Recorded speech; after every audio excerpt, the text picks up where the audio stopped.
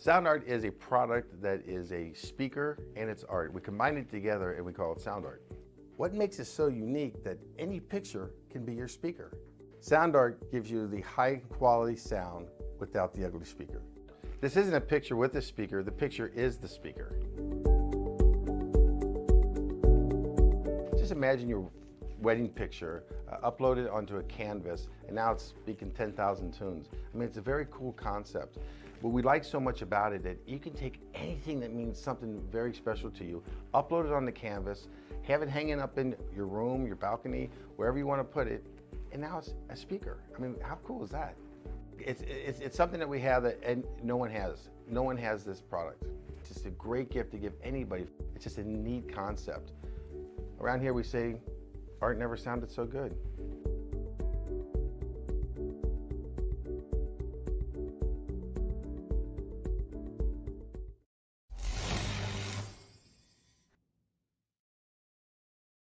After months of quarantine, we're all interested in how we can become our best self. The team at Permanent Makeup and Cryo is here to help you get the flawless makeup look every day without the extra effort or time.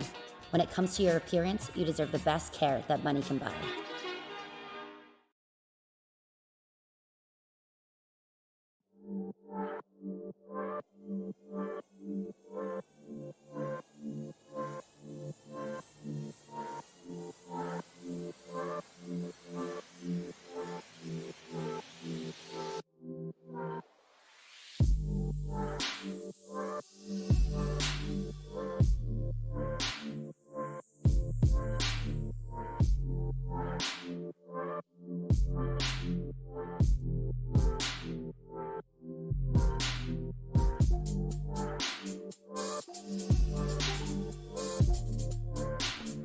After a couple weeks of Pro 2 light racing, we continue the dirt road aspect of Cross Series League racing with a couple weeks of RallyCross. Tonight, we take the Volkswagen Beetle, Subaru WRX, and Ford Focus around the Charlotte RallyCross course for race number 11 on the Cross Series League racing season. Welcome race fans to PitStop TV. JP Costa joins me on the mic this evening, Corey Rexford on social media coverage, and my name is Emerson Arden.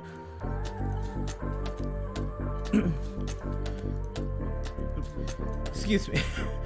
This is PitStop TV's live coverage of Cross Series League racing. As we know, you have many options to watch sim racing action this evening. We thank you for choosing PitStop TV and tuning in on Facebook, YouTube, Twitch, and Twitter. We are in virtual Concord, North Carolina this evening, ready to see probably the most intense racing action this season. JP, we've seen these guys get really physical in those Pro 2 lights. What are we expecting heading into a race like this tonight with the RallyCross cars? I guess we're kind of expecting more of the same. You know, these cars can take just as much of a beating as those Pro 2 trucks can, but also we do see a lot higher speeds on these cars, so I'm expecting to see much faster, closer, and a lot of door-to-door banging here tonight. Absolutely. We are into qualifying today, and we're going to take a look at the track map for tonight's race. And look at this RallyCross course, man. This is technical. JP, you had the chance, I guess, see how these Pro 2 lights would, or the Pro 2 lights, how they would work on this RallyCross track. You see this here. What do you think are maybe some of the key differences?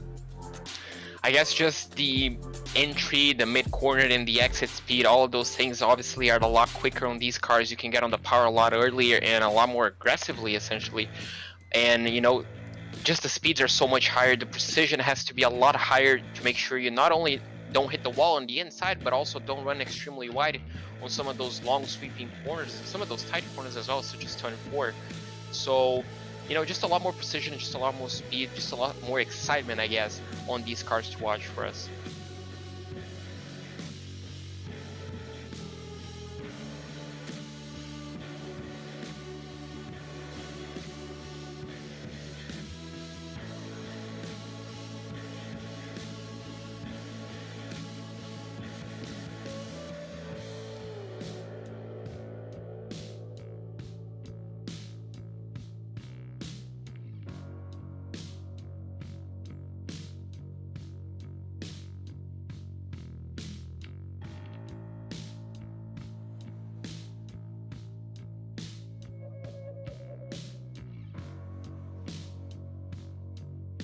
I guess we kind of do have to look at the obvious.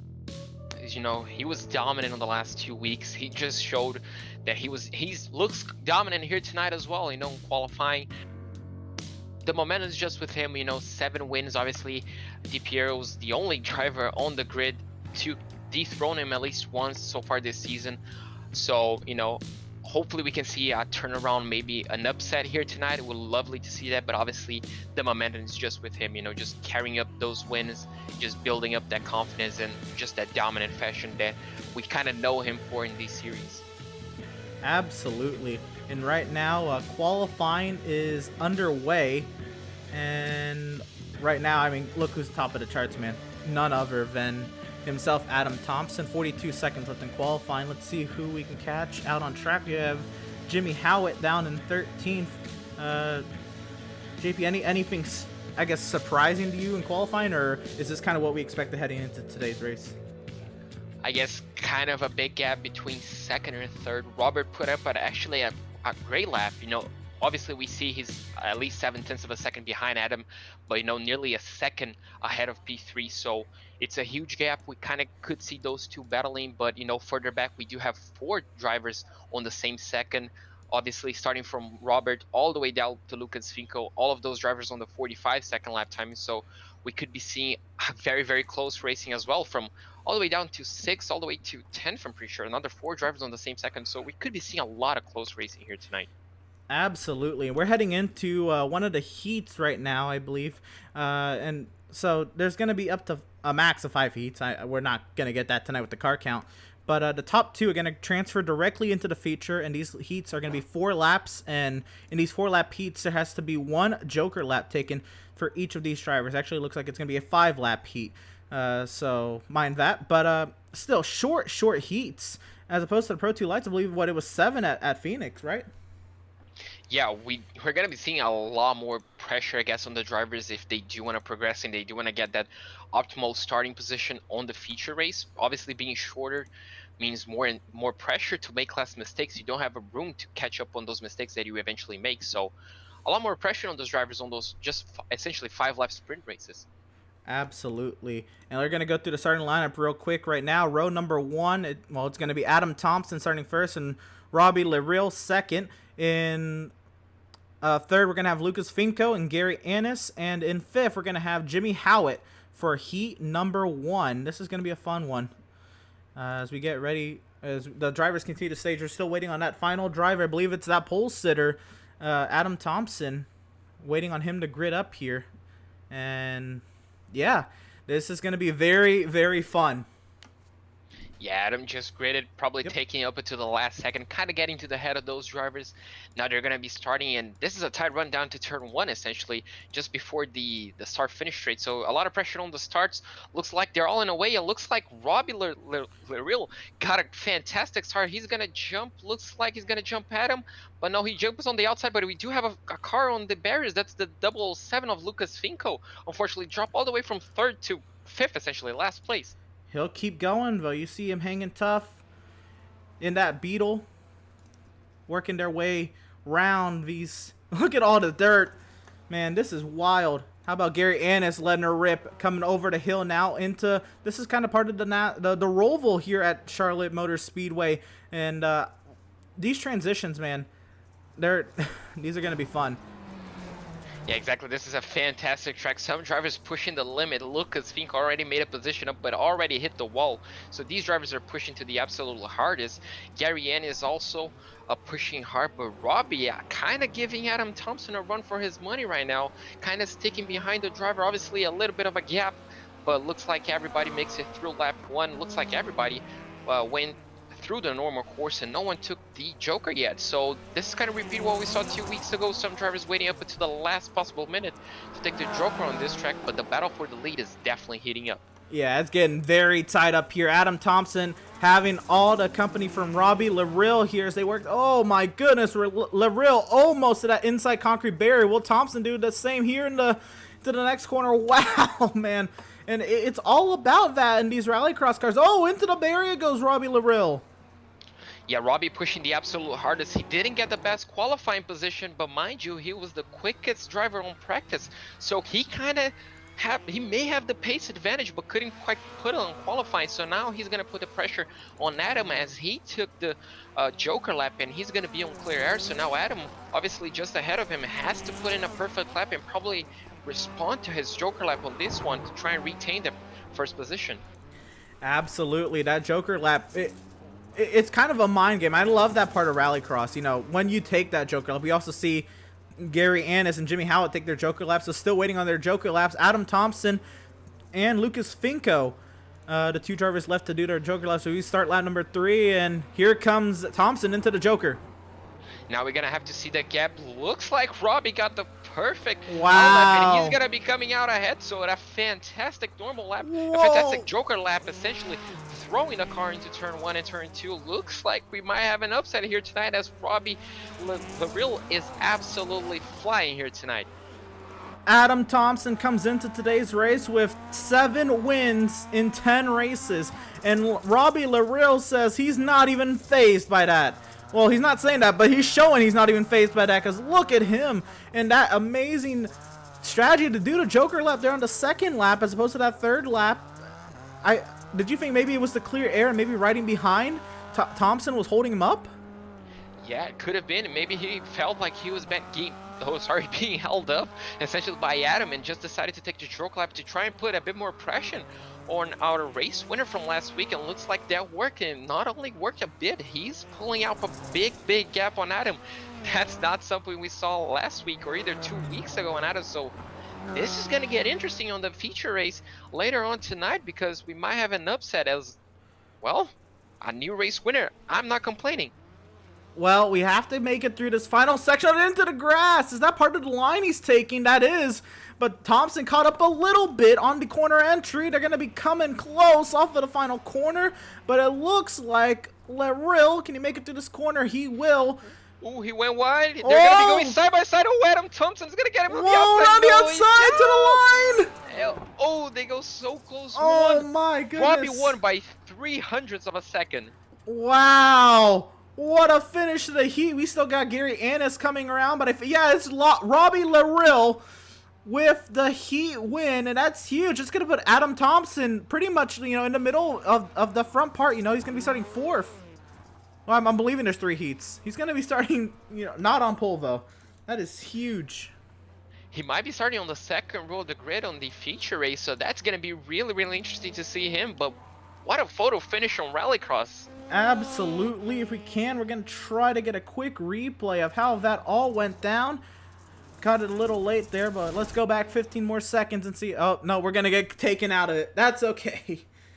So yeah, we are gonna, I believe, get 3 heats, and heat number 2 is gonna be 4 drivers. You'll see those 4 drivers there on your screen. Real quick, we'll go through our our starting lineup. It's gonna be Robert Schwenkler and Jadon Darling, and it's gonna be Tyler Coates and Scott Benavides, the 4 drivers in this heat. Now, JP, after that first heat, man, we got a lot of racing left to do today. What are you making of all that action we just saw?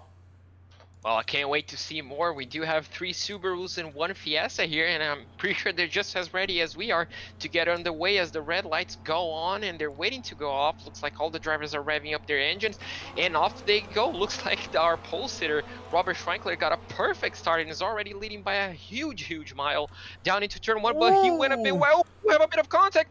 Oh, and looks like out of the 4 cars, 3 cars made contact. It looks like that's Jason Darling facing the wrong way, even before they started the race. Oh, man. That is huge. Well, huge crash for Scott Benavides as well, down into turn 1. He unfortunately clipped the rear end of that car and just catapulted himself with the front end into the barrier, and that's going to cost him P2 to Tyler Coates. Yeah, this is going to be the battle here for second. Tyler Coates and, and Scott Benavides, they go at it. Benavides back to second. Tyler Coates falls back. And we're going to get a replay as, whoa, off the track goes Benavides. Back, here comes Tyler Coates. I don't even want to leave this for the replay, but I do want to see the replay. There goes Benavides wide. Tyler Coates back to second. Oh, no, Benavides into the barrier. Benavides unfortunately caught a bit of the grass, a bit too much grip, and that half spun the car. Now we're going to be taking a look at the replay to see what happened at the start of the race. And that was just a fantastic start from Robert, as we're gonna see. But unfortunately, contact between the rest of the grid, as you can see down the Subaru on the inside, just kind of goes a bit wide, pushes the Fiesta, and that kind of just creates a cascade effect, I'm pretty sure. And unfortunately, all 3 drivers got caught up in that.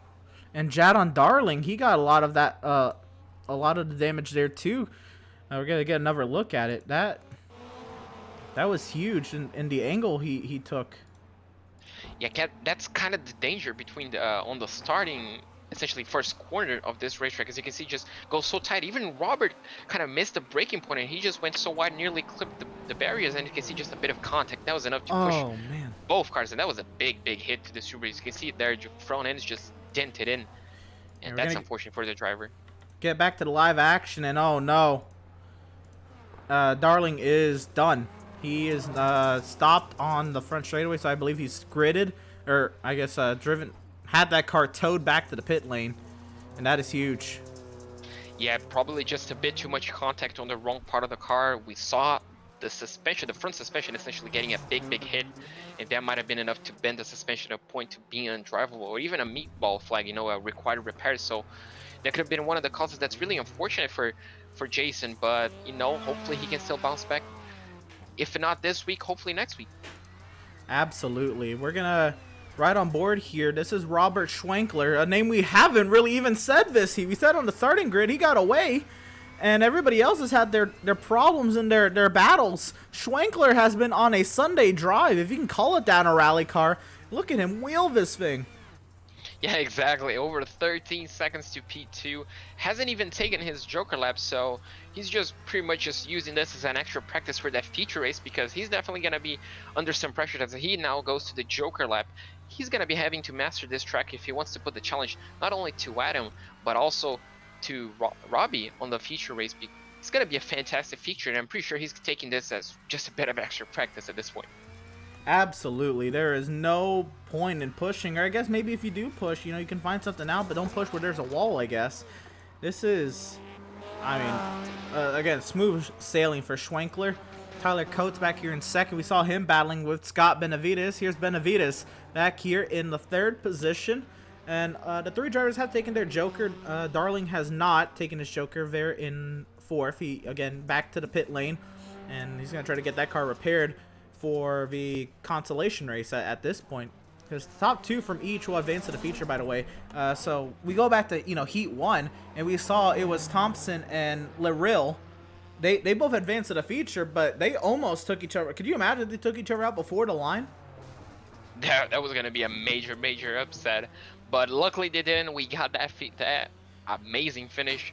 And, well, that's pretty much heat race number 2. Robert absolutely nailed with even a fastest lap at the end to pretty much put the final nail in the coffin, and absolutely swept the field here tonight. Absolutely. Robert Schwenkler, he's going to put it into the barrier there, but he's all finished. What a drive for Schwenkler today in heat number 2. Now, that's a great start, but he's got to do this now in the race. He's into the race along with Tyler Coates. So here's heat number 3, and here's the grid. Once again, this is going to be Mike Sorum and Gary Piero, and it's also going to be Chat Durenick and James Truitt, the 4 drivers in heat number 3. JP, we've had 2 very interesting heats in their own fashions. Heat number we're going. We are going, and Chad Durenick unfortunately got caught napping as he finds himself in last place now. Mike Sorum, pole sitter for this heat. Still in P1, as looks like we do have James Truitt and Jerry DiPiero in this order, challenging him down into turn 1. Oh, into the barrier hard goes James Truitt. Looks like we do have quite a few contacts. That's going to allow Mike to get away, but looks like James Truitt got big into the wall in turn 1, but doesn't look like a lot of damage for him. But he's going to be getting in the wall again on turn 4. That's not going to be doing too well, piling up that damage, but looks like that's not denting his confidence. He's just throwing that Subaru around like it's nobody business and just trying to chase down Mike Sorum for that Heat 3 lead. Yeah, he's taking his Joker now. He looks speedy in that 5 car, even after, hitting the wall a couple of times. He is on it. He is not taking, this lightly. He's going to be racing here. Durenick on the Joker exit. And this is going to be huge. Oh, he's going to make contact and back into the barrier. Truett. Big save from Chad Duranic. Amazing save, actually, to not Oh, lose the more car as he contact. does fall into the door No. on Gary DiPiero, but unfortunately that half spins DiPiero nearly into the barrier, but a nice save as well from him. But James is absolutely pushing the car as he taps the wall again, and so does Chad. Both Subis get into the wall, kissing the wall with the back end, but looks like both of them go unscathed as Chad now gets the inside line on turn 5. Can he get his stick? Looks like he suffered from a lot of understeer. Can he get the exit? Yes, he can. Looks like he manages to put himself in P2, but oh, he unfortunately breaks. Looks like he gives the inside line to James Truett, and that's going to allow him to get back into P2. James Truett back in the second, but that was huge. Oh, big crash from Duranic. Duranic unfortunately looks like he got into one of those barriers on the start finish. Oh yes, he did. That was a big crash from him on those, I guess, tire barriers, and that's gonna be, unfortunately for him, might cost him the position. Hey, he did cost him the position to Gary DiPiero, and that might just see him outside. Oh, my goodness, now he we moved do that have barrier. Oh, big crash. Duranic off the track. He's trying to take the road course over there. Looks like he found himself on the roval a bit. Unfortunately, just clipped at the inside wall. Unfortunately, just turned a bit too early, a bit too much grip for his liking, and that's another pile of damage in front of that Subaru, unfortunately. Yeah, so here's Mike Sorum again, you know, driving away from everybody. But I was gonna say that was huge for Truett. If he did that Joker and came out in no traffic, he might have still had a shot at Sorum, but he came out into massive traffic, made contact with both Duranic and the DiPiero, and that's pretty much cost Truett any chance of catching Mike Sorum. Now they're gonna advance to to the main easily because they're top 2, and Truett is definitely driving away from DiPiero if Truett can keep it out of the barrier, if that is. Now that's huge in its own right. But yeah, go for it. Yeah, exactly. As you said, these drivers have been kissing the barriers, trying to thread the needle, essentially trying to get as much lap time as possible. And anything can happen at this point. If you just kiss the barrier a bit too much, you can spin your car around, and all that gap is gone, essentially. Here's Mike Sorum. Absolutely dominant, putting this car in all the right places and just staying out of trouble. And man, all these heats, they've had their fun in all their own aspects, man. We had, Heat 1 with the amazing finish, Heat 2 with the crazy start, and Heat 3 with the amazing mid part. What are we going to see in the race, man?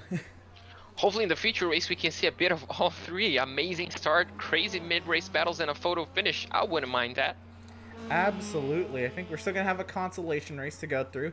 Here, Sorum will win Heat number 3, easily advances to the feature, along with Truett. Whoa, hold on, he's sliding. It's not over. He's slipping and sliding, trying to make it. Maybe just having fun. He's got a little bit of a margin over DiPiero. He will make it into the feature. DiPiero to the Consi. That was a close finish. Just as we mentioned, that single mistake can cost you all that gap, and we just saw James nearly losing out his second place to Gary DiPiero, but luckily for him, he still managed to get it essentially finished, and he's going to be finding himself on the feature race. Yep, Duranic also in the consolation race, and here it is, the Consi getting ready to grid up here. We're going to catch these drivers as they grid up. We're going to go through the quick starting lineup for the consolation race. It's Gary Annis and Scott Benavides making up the first few drivers. Gary Piero and Lucas Finco, 3rd and 4th. Jaden Darling and Chat Duranic, 5th and 6th. And in 7th, Jimmy Howitt. So luckily for us, we can see nearly double the cars we saw in the last heat. So this could mean double. So this could be amazing to see. And well, a bit more laps. We do have 8 laps now, so even better for us. Absolutely, an 8-lap consolation race, and you can see the Ford Focus there of Gary DiPiero. Actually, is that DiPiero? That is DiPiero. We are waiting. All drivers have gridded. Oh, a false start!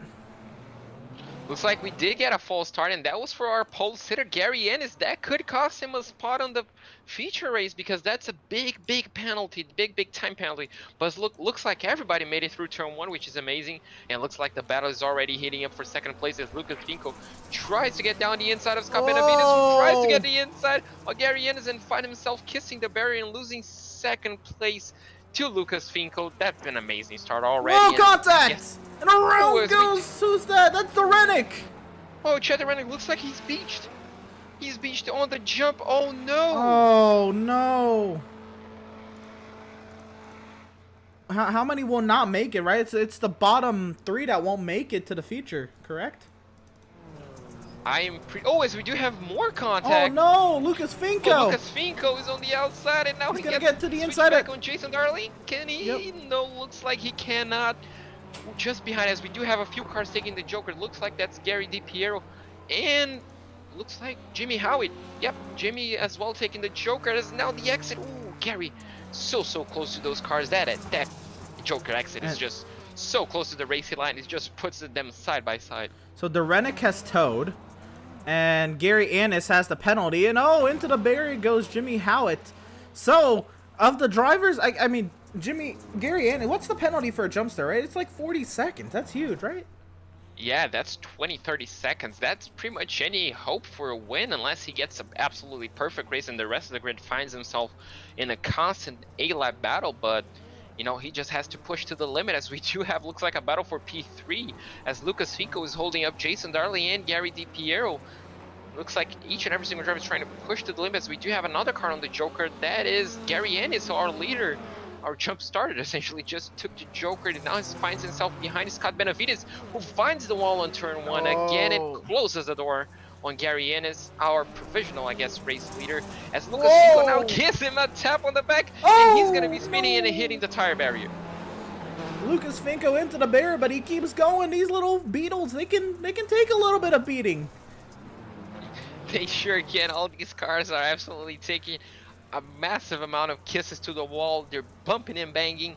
Door-to-door racing, that is just amazing. Just pretty much what we saw last week, but turn it up a notch a bit for those RallyCross cars. Man, these RallyCross cars are so much fun. This is my first ever broadcast of a RallyCross race, and man, oh man, this is a lot of fun to watch.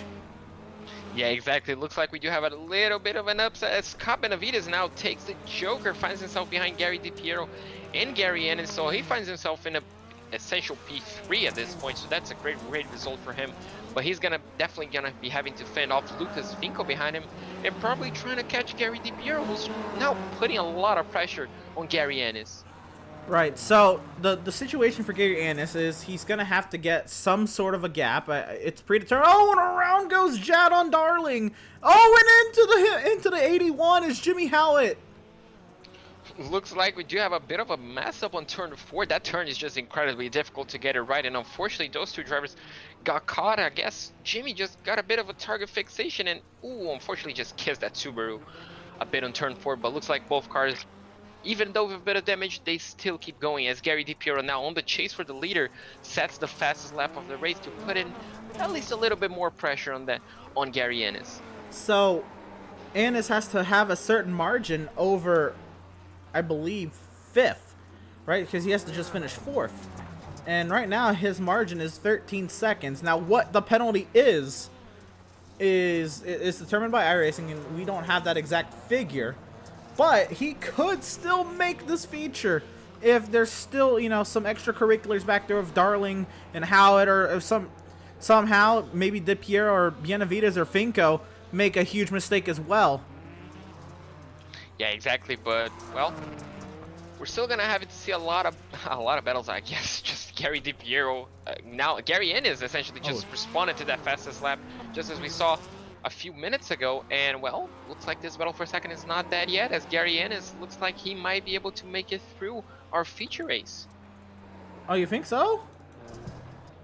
Well, apparently the information that I got from our production crew is all 7 cars are going to be making the grid for our feature race. Now it's the question of where are these cars going to line up, because obviously you want to be as far to the inside as possible so you avoid some of those door-to-door bangers, but also getting that important second row spot if possible. So this is not only just a battle to win the concept, but also to try to get that little bit of an edge on the feature race. Absolutely. Placement on that grid, you think it's, you know, it's all the same, but no, it's not.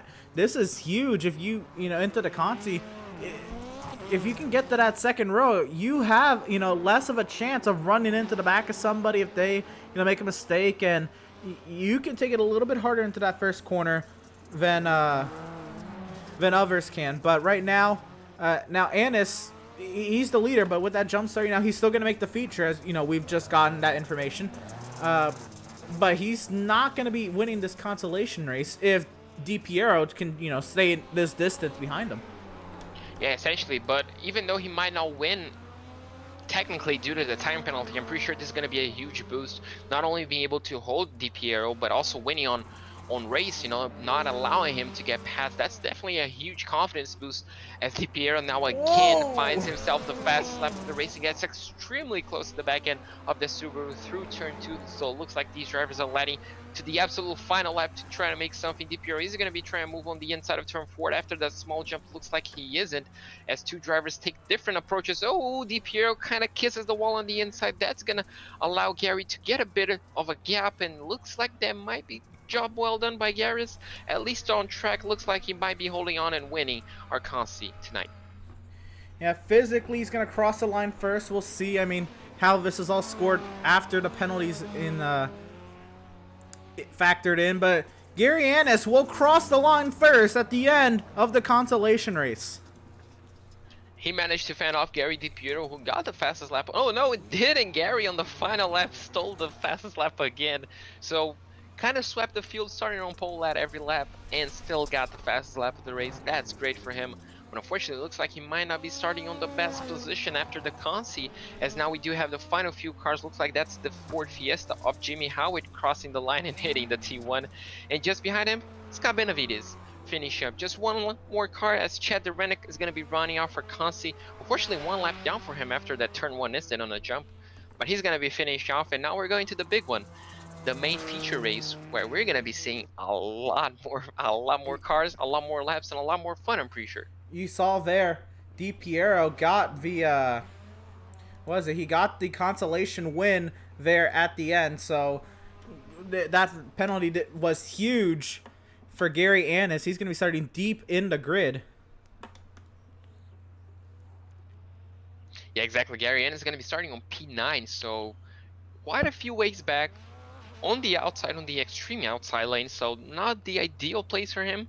When you take a look at DiPiero, he's going to be starting off in the middle, but on the third row, sorry. So, could be interesting. Gary DiPiero is going to be starting on the inside on the third row, so that's going to be extremely good for him to try and make a few positions on that start. So it's going to be shaking up a lot of drivers on these feature race.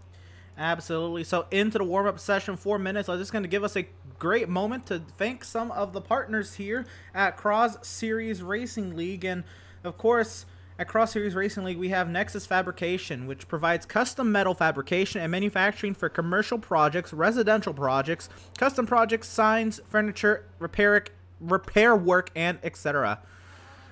We have Dangerous. Dangerous is a top 3D visualization firm specializing in high-quality 3D product, CAD, package rendering services, and photorealistic product visuals. They specialize in automotive subjects and have extensive industrial and consumer product design experience. Let them help you visualize, promote, and communicate your designs. Visit their website at www.dangerus, as it is spelled right there on the top left, in that second row of logos, that left logo, dangerus.net. Next up, we have the Crohn's and Colitis Foundation, which is a non-profit, volunteer-fueled organization dedicated to finding cures for Crohn's disease and ulcerative colitis, and improving the quality of life of children and adults affected by these diseases. You can check out more on the Crohn's and Colitis Foundation at www.crohnscolitisfoundation.org. You can donate at that website as well. Also, to shout out Laketown Creations. Laketown Creations custom builds heartfelt creations using wood and other materials. Family owned and operated, they can turn your vision into a reality. Allied Esports, running Wednesday through Friday.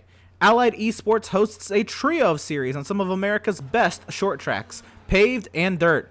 Find Allied Esports on Facebook by going to www.facebook.com/Allied Esports Racing Series.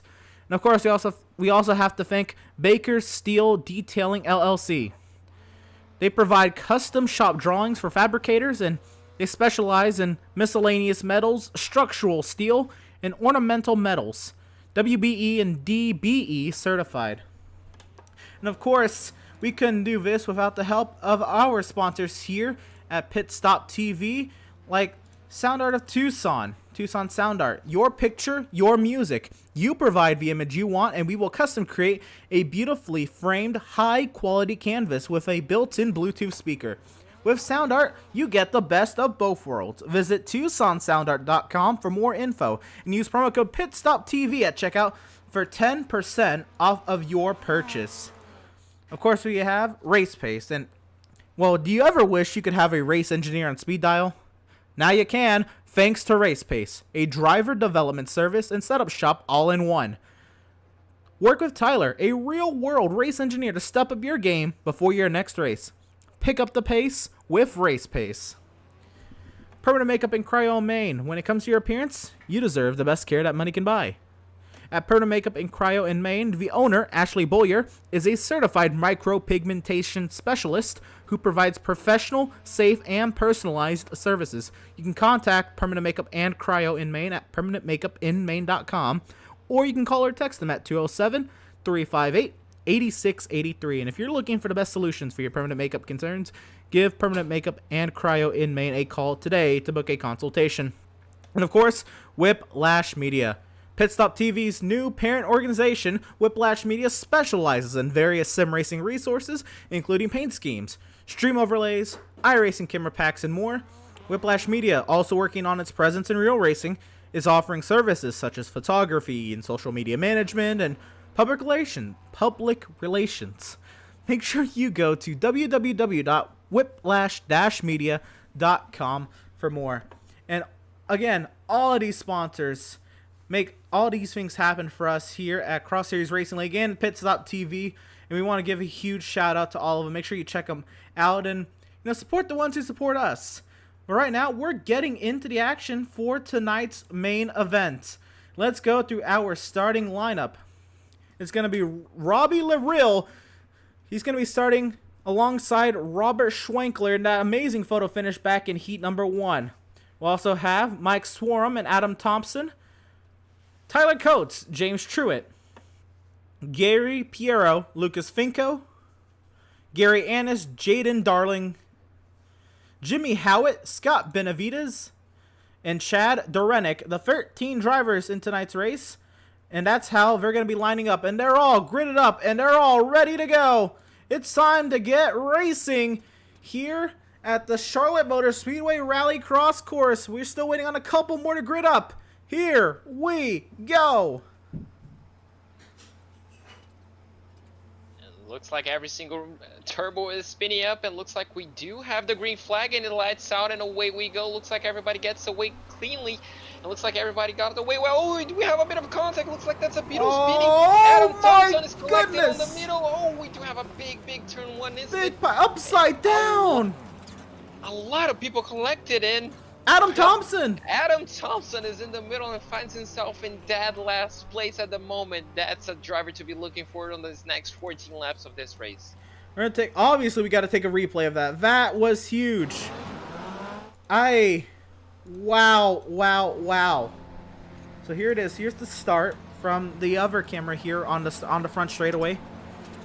And, we awaited the lights, and it was lights out. The green flag there by the flagman Barney there, and he into turn 1, man.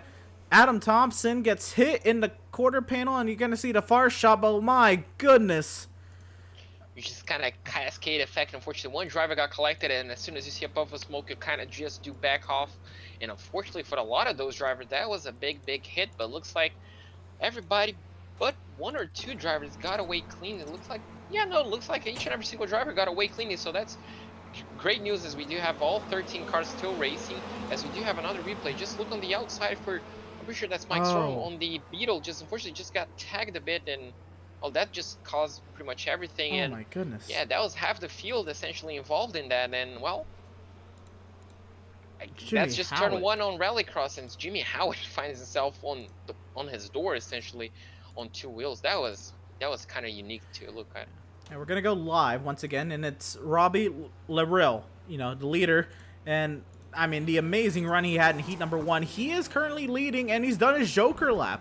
You know, that longer lap there that adds time to your race time. He's already done that, and he's clear out in front of Tyler Coates after that huge first lap melee.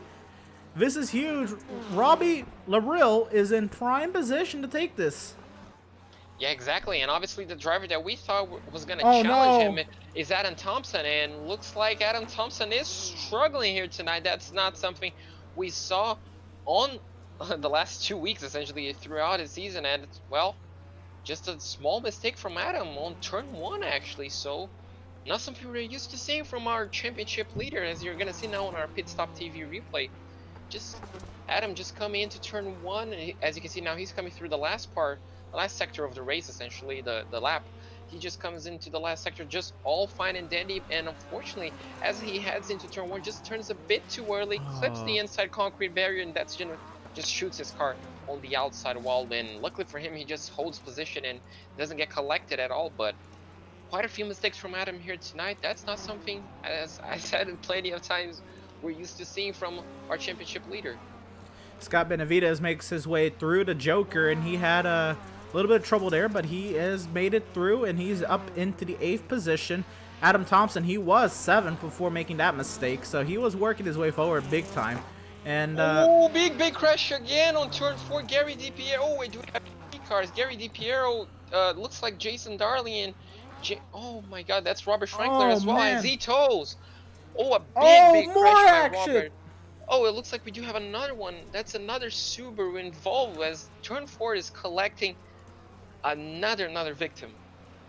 My goodness, I did not expect to have to pull up this many replays, but a lot of action going on all around this track. We're gonna back this way up and catch all of this action. So we're gonna find, it was Jadon Darling, I believe, the bright orange Subaru you see there on your screen. He's following here the Ford Fiesta. I believe this is DiPiero. Yep, that is DiPiero. And to turn 4 they go, and oh my goodness, it was ahead of him.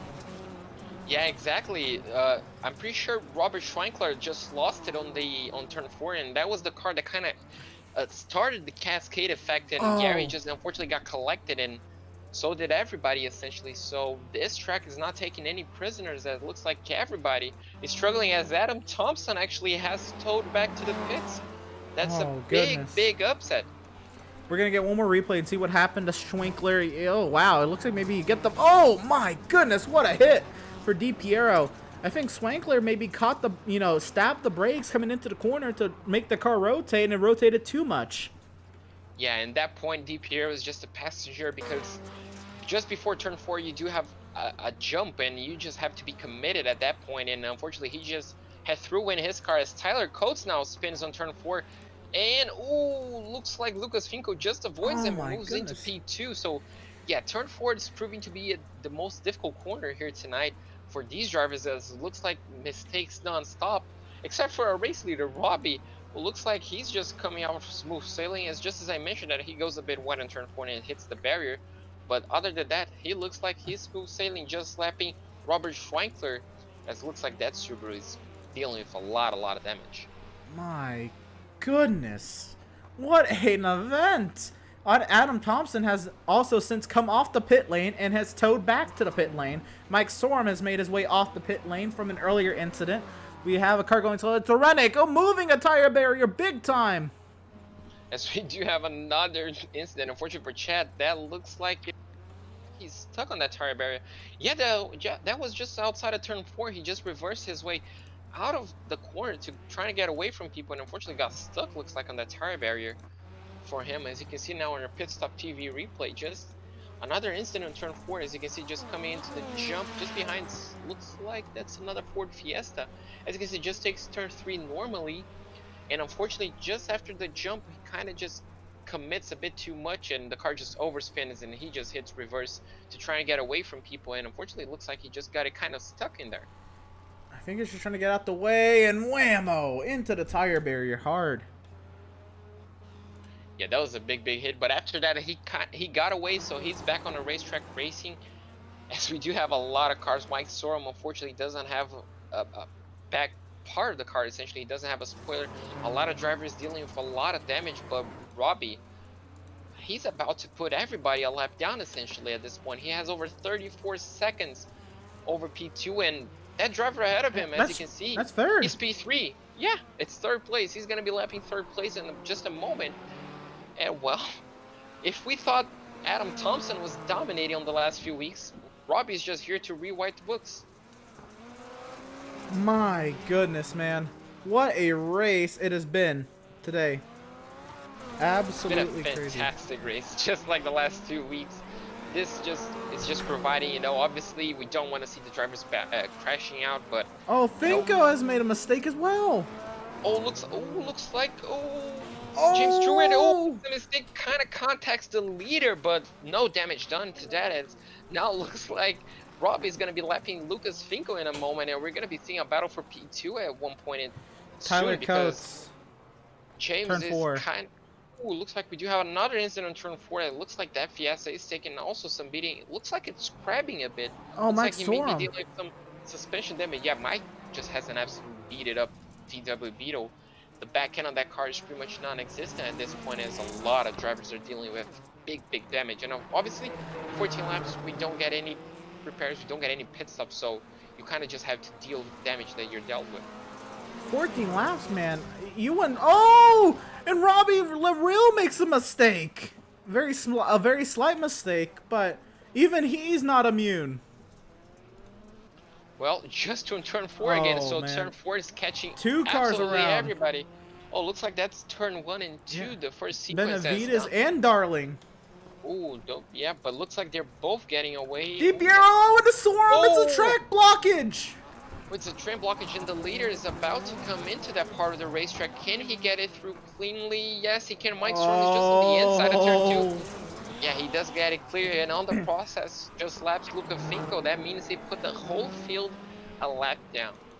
Scott Benavides has made a mistake on his way up to turn 4 off of there.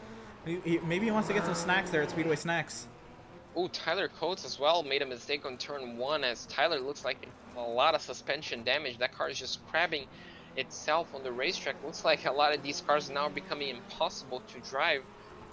And well, just big battles. Looks like a lot of drivers are dealing. I mean, I'm pretty sure each and every single driver. Oh, Jason Darling makes a small mistake on turn 1, but saves it, as Robbie now finds himself on the second to last lap, absolutely dominating the field.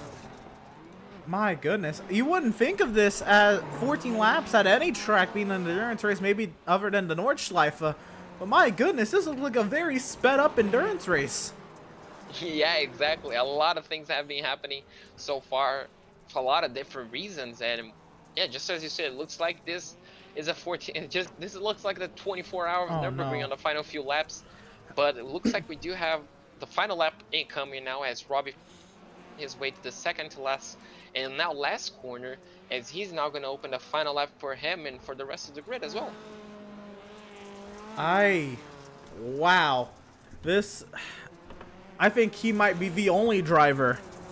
Well, he might be the only driver happy it's the final lap. I think a lot of these guys would either want a do-over, they just want to get out of here. They wish the final lap was a few laps earlier. This has been a rough one for everybody not named Robbie LaRille. As he makes his way into turn number 5, this is behind DiPiero, trying to put him a second lap down. He's lapped everybody in the field, but he's put everybody 5th on back now, 2 laps down. So absolute domination for Robbie LaRille. As he comes off the final corner, he will win here at the Charlotte Rallycross track in the Subaru, man. I love that Subaru. That looks amazing. Looks great. Absolutely fun to see all the cars out on track, as Lucas Finko finishes second on the VW. James Stewart's going to be finishing P3 on the Subi, and Tyler Coates looks like he's going to be finishing P4 on the Fiesta, so that's great for him. Well, we do have all those cars in the top 5. Oh, Mike Sorum lost the car in the final lap on the final few corners, as he does come back on the racetrack just ahead of Chet Derenek. And looks like we do have all 3 cars on the top 5, as we do have a few drivers celebrating on the entry of turn 1.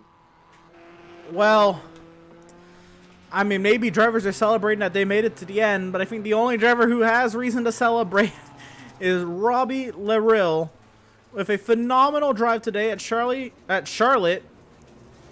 Wow, what a race. What a display of dominance, and really a display of just being disciplined.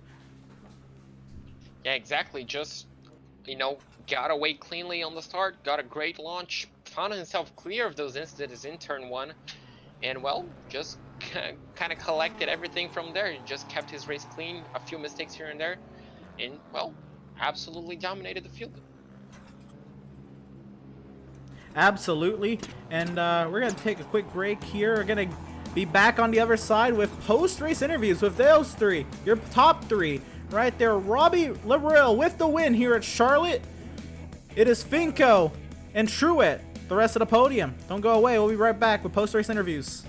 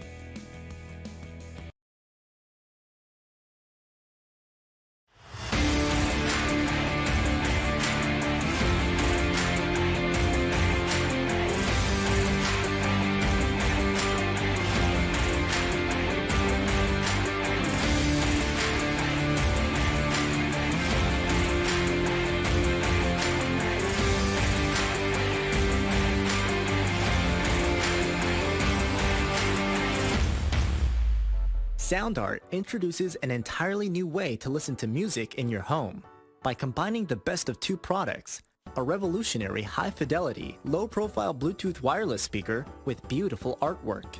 Select from a library of artwork or upload your own photos to personalize your experience. Sound Art ushers in an era of invisible, beautiful, and amazing sound throughout your home and redefines your entire entertainment system. The need to reclaim your floor space and rid your home of unsightly speaker boxes that need to be bolted to the wall is now a thing of the past. Our canvas is printed on high-quality permalite by Breathing Color. And select from our gallery or upload your own. Standard sizes include 16 by 20 and 18 by 24 canvas wrapped. Custom sizing is available, as well as surround sound options.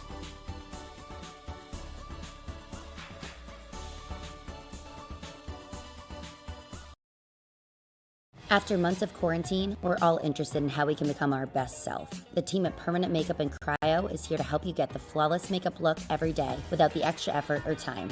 When it comes to your appearance, you deserve the best care that money can buy.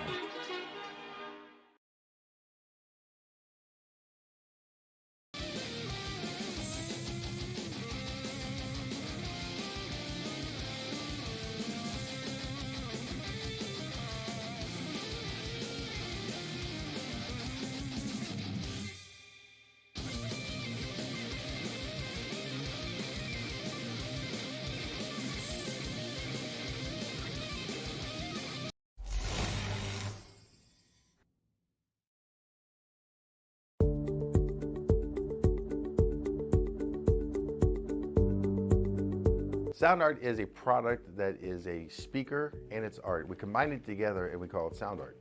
What makes it so unique that any picture can be your speaker? Sound Art gives you the high quality sound without the ugly speaker. This isn't a picture with a speaker, the picture is the speaker. Just imagine you're wedding picture, uploaded onto a canvas, and now it's speaking 10,000 tunes. I mean, it's a very cool concept. What we like so much about it that you can take anything that means something very special to you, upload it on the canvas, have it hanging up in your room, your balcony, wherever you want to put it, and now it's a speaker. I mean, how cool is that? It's something that we have that and no one has. No one has this product.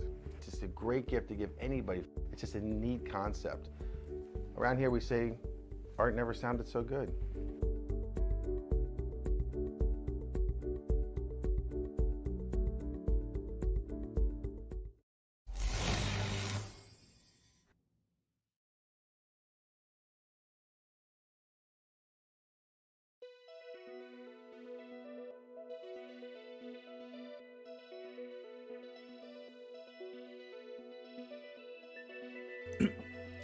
Welcome back, race fans, to PitStop TV. We're here now in the post-race coverage of Cross Series League Racing here at the Charlotte RallyCross course, RallyCross edition today, and it was a wild event, to say the absolute least. I don't think there was a dull moment in today's event, but today's race came down to Robbie Larill putting his car absolutely exactly where he needed it to be.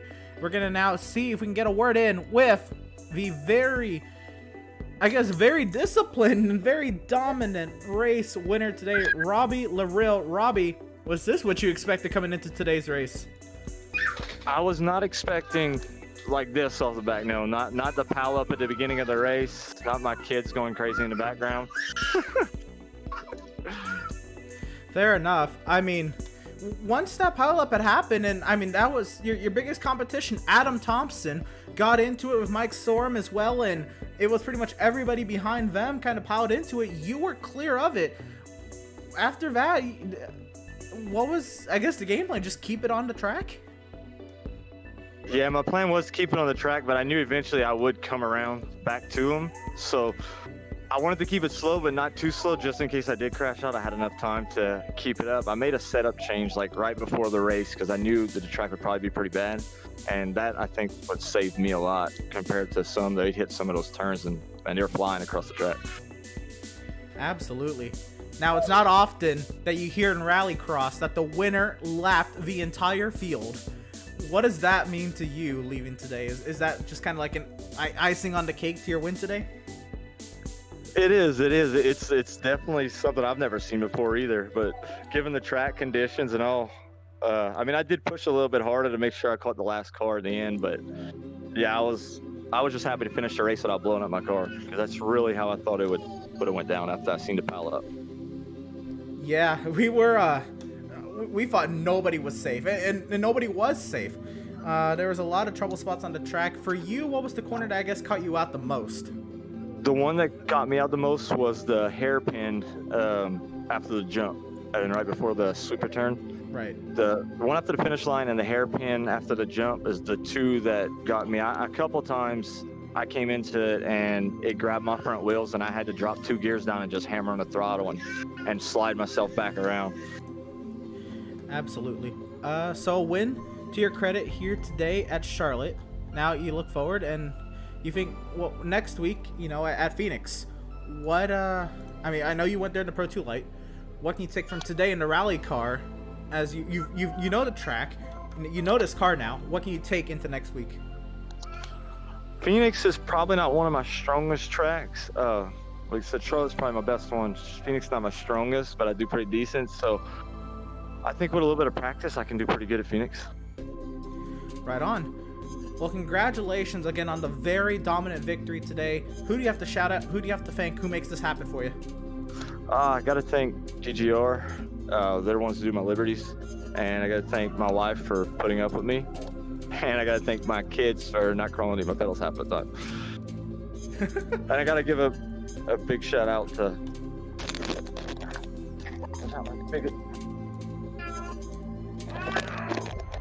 Jason. Jason's the one that got me into rally racing itself a while back. I got to thank him too.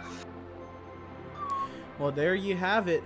Robbie Larill, winner here at the Charlotte RallyCross course. And these rally cars, congratulations again, very dominant. It looked like a blast out there.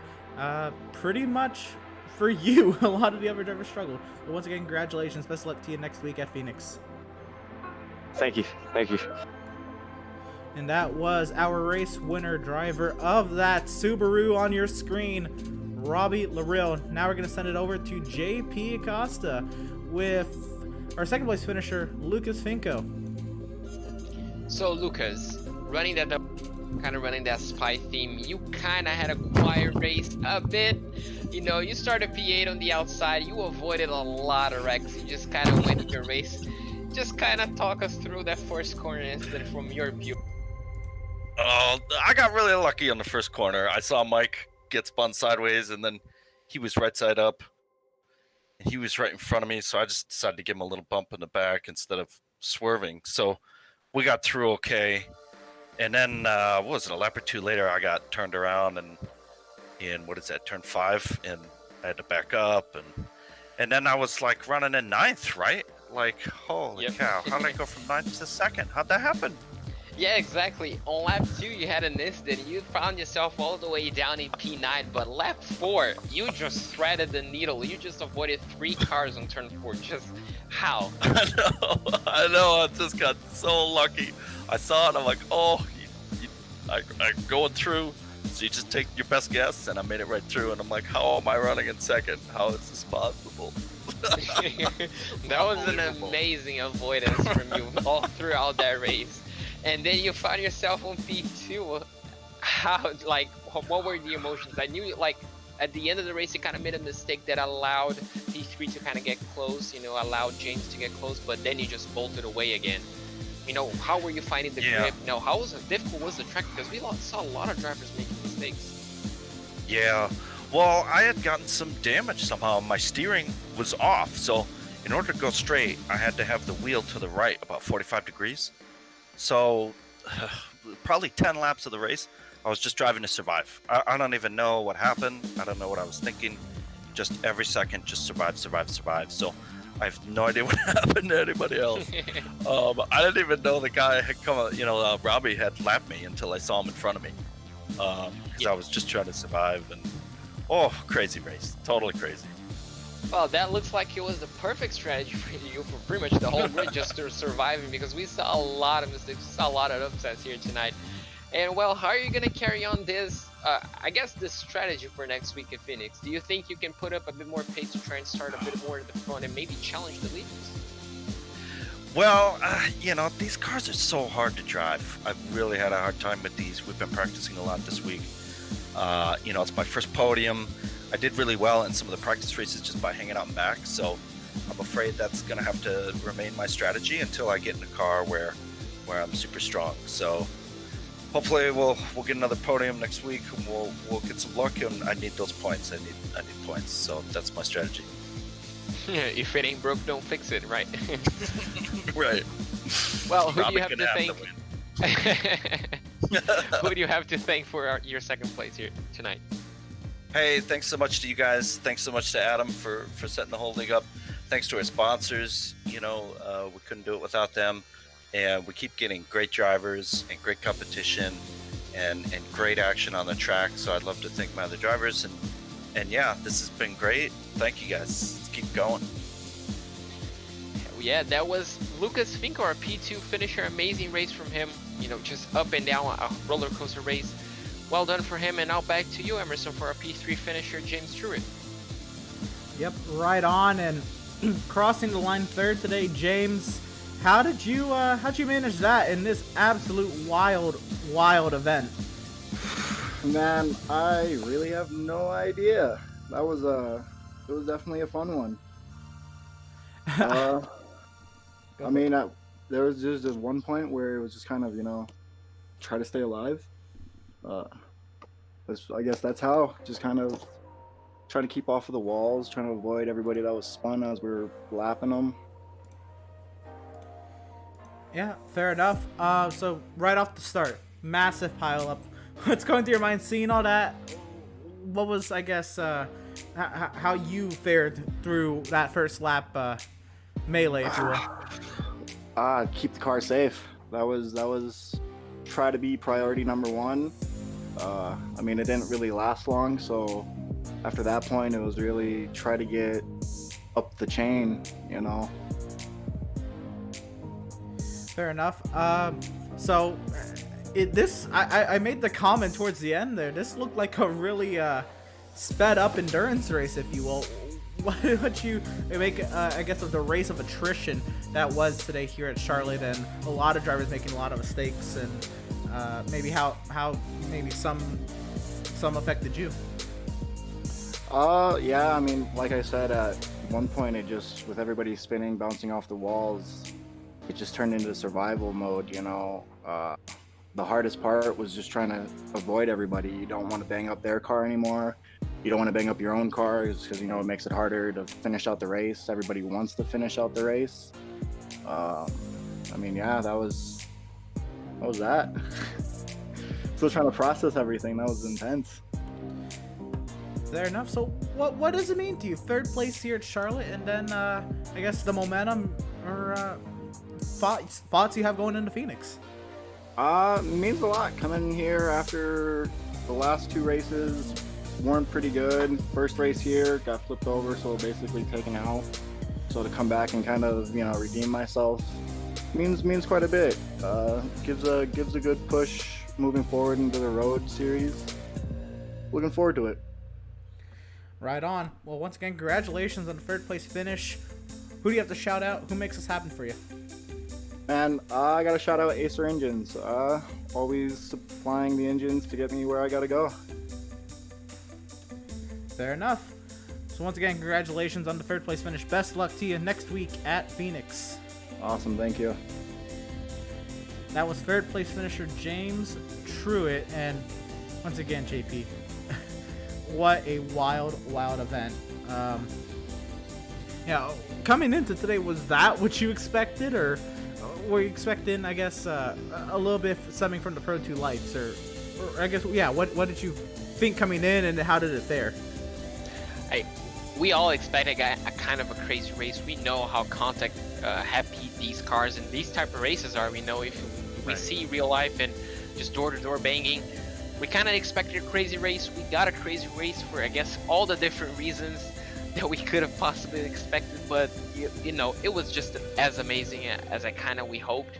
You know, we kind of just had absolutely that people like to see motor racing, and well, it was just amazing, and I'm 100% ready for Phoenix next week. You know, kind of a closer track, a shorter track, and well, it's gonna be just as amazing, I hope. Yeah, right on. Well, let's take a look and see how things ended up here at Charlotte, and of course, the winner, Robbie Larill. Absolute perfection from him. Well, not even, because he had his own mistake, but he was just, he had the car in the right places at the right time, and he lapped the field. Look at the rest of the results. That is crazy to me. Lucas Finko will come home second, 1 lap down. James Truitt third. Tyler Coates fourth, the last driver, 1 lap down. Fifth place, Gary DiPiero, 2 laps down. Jaden Darling, 2 laps down in 6th. Scott Benavides, 7th, 2 down. Chet Thorenik, 8th, 2 laps down. And then we get to some of the drivers who really struggled tonight. Mike Sorm in 9th, he'll come home 4 down. Robert Schwenkler, man, after starting 2nd, after that phenomenal photo finish in Heat 1, he only has a 10th place finish to show for it. That is the definition of ouch. We go to 11th, Adam Thompson, he'll finish 10 laps down. Gary Annis, 13 laps down after his phenomenal run in the consolation race. Granted, he false started, and you know what? That false start might have been one of the biggest factors. He was not able to avoid all the action there at the beginning, and Jimmy Howlett on his side after 1 corner. Insane. Just absolutely insane how everything shut down. Final thoughts, JP, leaving today at Charlotte, heading into Phoenix? Oh, crazy race. I definitely did not expect Adam Thompson so far down. You know, the guy who has won nearly each and every single race. You know, today he lost the 2nd race of the season, 11 races in. So crazy to see. It's gonna be fun to see him bouncing back in Phoenix. You know, it's gonna be fun to see the battles throughout in Phoenix, and well, just can't wait. Next Sunday can't come soon enough. Absolutely. Before we go, we have to thank the sponsors, the partners here at Cross Series League Racing. And of course, we have Nexus Fabrication, which they provide custom metal fabrication and manufacturing for commercial projects, residential projects, custom projects, signs, furniture, repair work, etc. Make sure you check them out. We have Dangerous. It's a top 3D visualization firm specializing in high quality 3D product CAD, project rendering services, and photorealistic product visuals. They specialize in automotive subjects and have extensive industrial and consumer product design experience. Let them help you visualize, promote, and communicate your designs. Visit their website at www.dangerous.net. Crohn's and Colitis Foundation, a non-profit, volunteer-fueled organization dedicated to finding cures for Crohn's disease and ulcerative colitis, and improving the quality of life of children and adults affected by these diseases. Make sure you check them out, and you can donate to this foundation, the Crohn's and Colitis Foundation, at www.crohnscolitisfoundation.org. Laketown Creations, custom built, heartfelt creations using wood and other materials. Family owned and operated, they can turn your vision into reality. Allied Esports, running Wednesday through Friday, hosts a trio of series on some of America's best short tracks, paved and dirt. Find Allied Esports on Facebook by going to www.facebook.com/Allied Esports Racing Series. And of course, from Cross Series Racing, we have Baker Steel Detailing LLC. They provide custom shop drawings for fabricators, and they specialize in miscellaneous materials, structural steel, and ornamental metals. WBE, DBE certified. Make sure you check out Baker Steel Detailing LLC. And of course, we couldn't do it without all of our partners here at PitStop TV, like Tucson Sound Art. Your picture, your music. You provide the image that you want, and we will custom create a beautifully framed, high-quality canvas with a built-in Bluetooth speaker. With Sound Art, you get the best of both worlds. Visit TucsonSoundArt.com for additional info. And make sure you use promo code PitStopTV at checkout for an extra 10% off of your purchase. Ever wish you could have a race engineer on speed dial? Well, now you can, thanks to RacePace, a driver development service and setup shop all-in-one. Work with Tyler, a real-world race engineer, to step up your game before your next race. Pick up your pace with RacePace. Next up, we have Permanent Makeup in Maine. You deserve the best care that money can buy. And Whiplash Media, the official graphic and camera provider of PitStop TV. Again, a major thanks to all of those partners for Cross Series League Racing and here at PitStop TV. And yeah, that's going to conclude our coverage tonight of Cross Series League Racing at Charlotte Motor Speedway, the RallyCross course here. PitStop TV thanks you for tuning in and joining us for tonight's action, and we hope you enjoyed tonight's broadcast. The channel stays active weekly, and you can catch a variety of racing in the coming days. Up next, we have Newark on Tuesday. Season 13 continues, race number 3 at the Michigan International Speedway, with a very clean but still very competitive race at Kansas. You're not going to want to miss what's coming up for us at Michigan this Tuesday. This Wednesday, the IORL IndyCar season opener at Long Beach. Man, that is a beautiful, beautiful job iRacing has done for the Long Beach circuit here on the service. A tech track for so long, a finalized official product, and we get to have Long Beach on the channel. You won't want to miss IORL. This Friday, the LTAC Cup Series continues their trek now into the very deep middle of their schedule at Texas Motor Speedway this upcoming Friday night. My home track, I'm ready for it. I'm pumped. You won't want to miss that race. LTAC has been really stepping right up to bat for a lot of great racing in the past few weeks. And of course, next Sunday evening, Cross Series League Racing. RallyCross continues. Legacy Phoenix Raceway. You're not going to want to miss it. Make sure you follow us on Facebook at www.facebook.com/PitStopTV. on Twitter at PitStop TV _ on Twitch at www.twitch.tv/pit_stop_TV, and on YouTube at www.youtube.com/c/PitStop TV1. And well, for all of us here at PitStop TV, JP Acosta joining me on the mic, Corey Rexford on social media coverage, myself, Emerson Arden on lead commentary and production. If you want to join our crew, make sure you send an email to Andrew at pitstoptv.com. Love to help, and if you're into this broadcasting stuff, send them an email, send them some of your work, and we'll see if we can get you on one of these broadcasts. Once again, hope you all have a great night. You'll stay safe. We'll see y'all next time.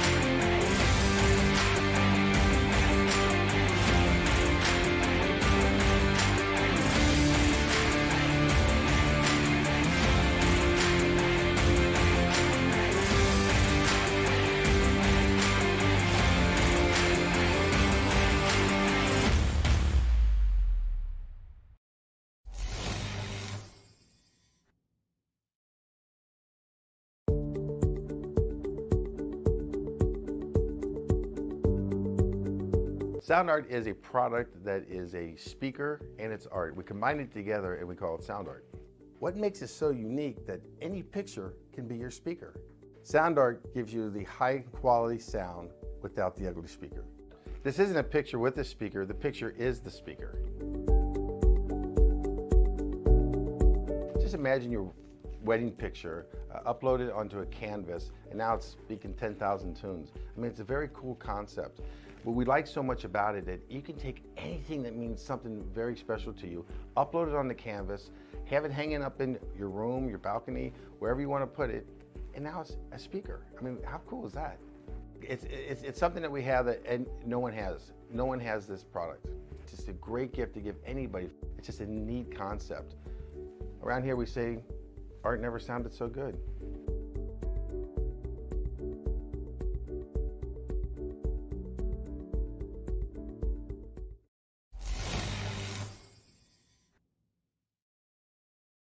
After months of quarantine, we're all interested in how we can become our best self. The team at Permanent Makeup and Cryo is here to help you get the flawless makeup look every day without the extra effort or time. When it comes to your appearance, you deserve the best care that money can buy.